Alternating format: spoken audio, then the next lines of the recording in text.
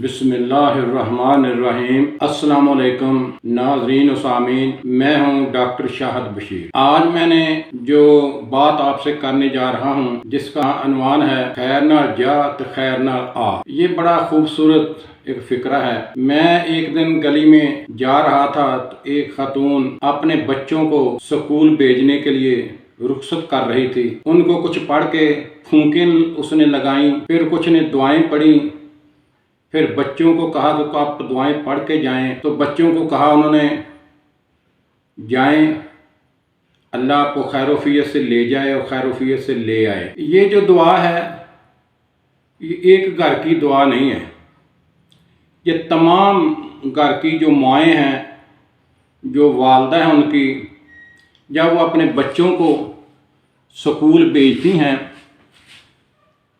या बच्चों को यूनिवर्सिटी कॉलेजों में भेजती हैं या वो दफ्तरों में भेजती हैं, तो उनको आयतुल कुर्सी पढ़ के उनके फूके मारती हैं, दुआएं पढ़ती हैं और फिर बच्चों को कहती हैं कि कुछ पढ़ के जाओ ताकि अल्लाह आपको हिफ्ज़ ईमान में रखे।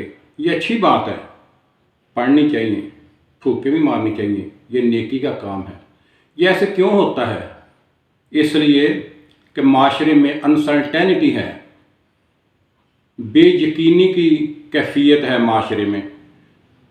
वो सोचते हैं वालिदैन हमारे बच्चे घर में महफूज हैं, जब बाहर जाएंगे तो गैर यकीनी की हालत है। अल्लाह ताला इनको हिफ्ज़ ईमान में रखे, अल्लाह खैरोफियत में रखे, खैरोफियत जाएँ और खैरोफियत आएँ।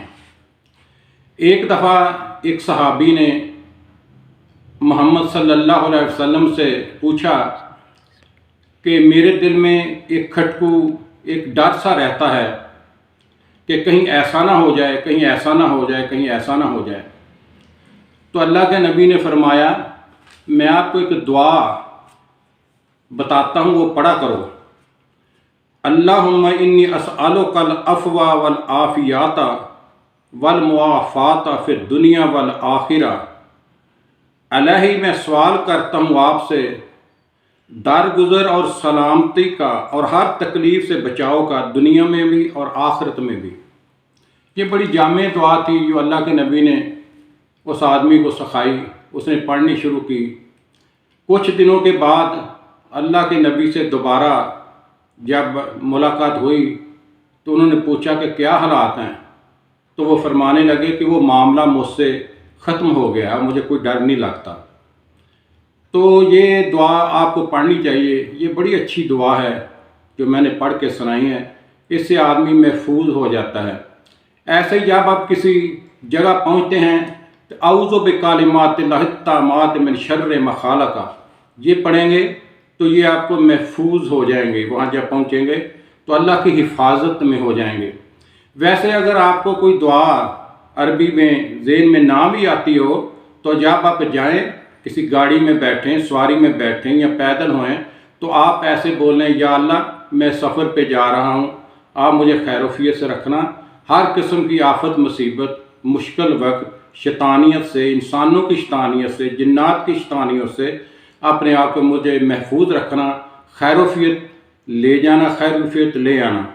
ये अपने आप को अल्लाह की पनाह में दे दिया करो। किसी भी मुसीबत से, किसी भी शर से बचने के लिए अपने आप को अल्लाह की जब पनाह में दे देते हैं तो आदमी महफूज हो जाता है।